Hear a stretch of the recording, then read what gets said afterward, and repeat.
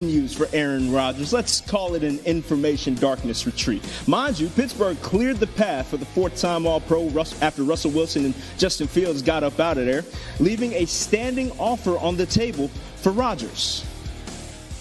I'm banking on our senior NFL writer, Jeremy Fowler, to help us shed some light on this here situation. Now, Jeremy, what more can you tell us about where things stand between Aaron Rodgers and the Steelers currently? Yeah, well, people I've checked with the team say that they remain optimistic about Aaron Rodgers. They have had contact with Rodgers in recent weeks, but they don't have a hard and fast update. So they wish they had more clarity here, but this looks like systems go that he is plan A. They're going to wait this out. They know that he's had some family things or some personal issues that he has talked about in the Pat McAfee show that he has to work through.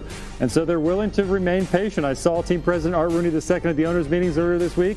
He said, we're going to wait, quote, a little while longer. So Rodgers plan A, Kirk Cousins could be a viable plan B. After making some calls today, I do believe he's been on their radar. If something were to fall through with Rodgers, certainly they could reconvene, call Atlanta, see if they could try to shake something out. But right now, Rodgers is the guy. Now, Art Rooney may be willing to wait, but that's not necessarily the case for Jalen Ramsey. He's probably waiting with a little bit more bated breath. Any updates on April that the team would not wait forever on Aaron Rodgers to sign?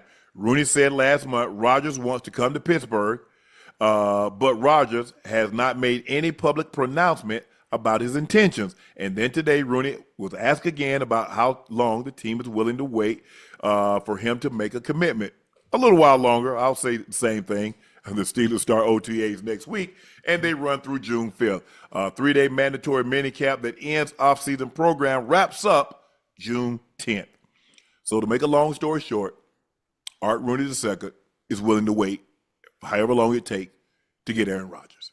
I mean, it's Aaron Rodgers. Obviously, I told you what the leverage is. The leverage is what you did in the past. What he was able to do in the past is why he can have a team organization like the winning Steelers, who had 5, 6 Super Bowl trophies, if I'm not mistaken. Yeah, 6. He has the leverage right now because of what he's accomplished in the past. Not what he did with the Jets. They're not looking at that. They're looking, hoping that we can get somewhat, just a splash of the Aaron Rodgers of old. Because what we have right now is not going to cut it. It's definitely not going to cut it. So we're willing to wait. And that's the leverage that quarterbacks have when they are great in the NFL, especially on the back end of their career. The Aaron Rodgers are old, but the Jets got an old Aaron Rodgers. Still Aaron Rodgers, but they're two different players. Yeah.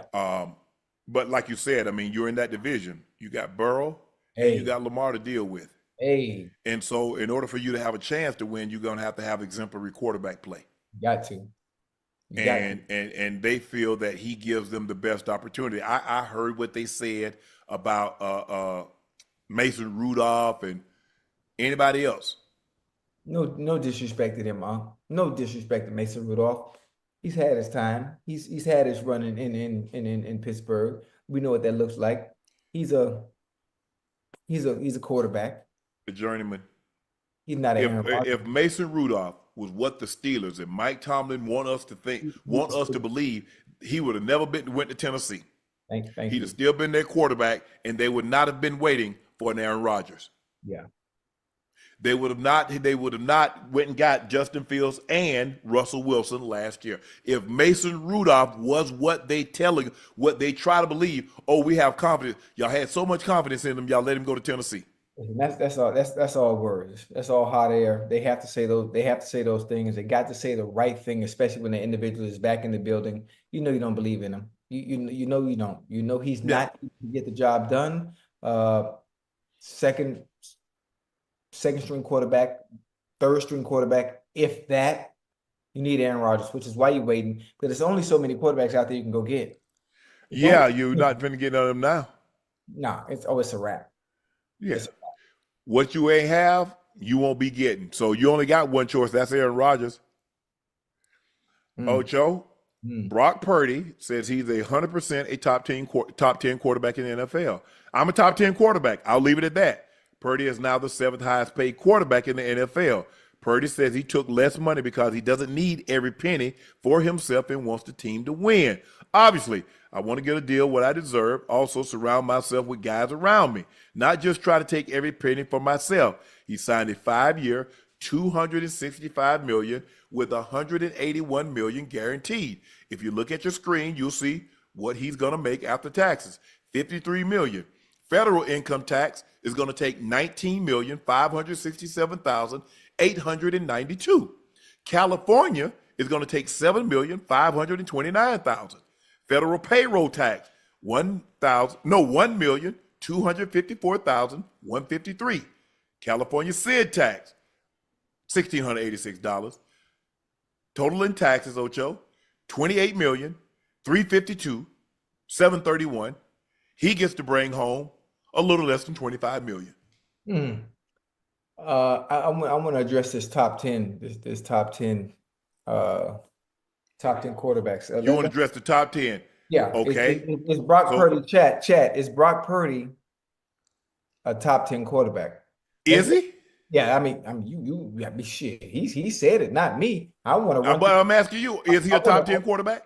I want to run through the top quarterbacks before I even answer that question. Who we got? Let's go through our top 5, right? Well, go ahead. I'm gonna let you go ahead and name a fire off. Okay, let's go. Joe Burrow, Lamar Jackson, Josh Allen, Jalen Hurts. Who? Jalen Hurts. Okay, 4. This man done named 4 quarterbacks and not one of them named Mahomes. Jared Goff. Y'all stay with me. Stay with me now. Patrick Mahomes. Jared Goff. Patrick Mahomes. Where I'm at 7. 7. You want C.J. Stroud? C.J. Stroud. Jayden Daniels. Jayden Daniels. That's 10. Jordan Love. Oh my goodness, Jordan Love. That's 11. Okay. Matthew Stafford. Hell yeah, I forgot about Gunslinger Stafford. That's 12. That's 12. Come on, who else? I'm missing somebody. Well, that's 12. That's 12 guys right there. Yeah, I mean, listen, I love Brock Purdy. I love what he was able to do. And you didn't mention Dak. Okay. You didn't mention who else? Yeah, you said Jayden Daniels. Yeah. So that's 12 right there. So you got Purdy, huh? Now I'm ready to tell you, I love Brock Purdy and Shanahan's system. I love Brock Purdy. I love the way he looks when all the pieces are in place. Debo, Ayuk, Trent Williams, offensive line is intact, Christian McCaffrey. And I have a question. There's no disrespect to Brock Purdy because he plays extremely well and does what's asked of him in that specific system. Can you take a Brock Purdy and take away all the talent that's around him? Will he still look the same as a Brock Purdy saw with all the elite talent around him? I think the thing is the type of quarterback that can elevate a team. That's the thing. That's the word I want you to use. The type of quarterback that can elevate a team without adequate talent around him. Is he that type of quarterback? Right. I'm asking you.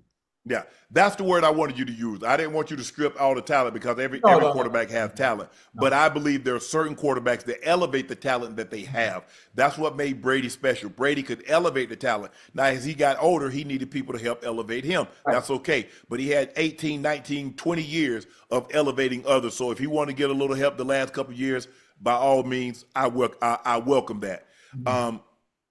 Yes, I don't look at Brock Purdy as a multiplier.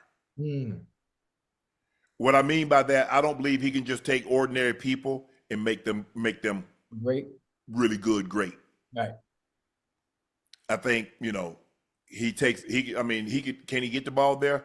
But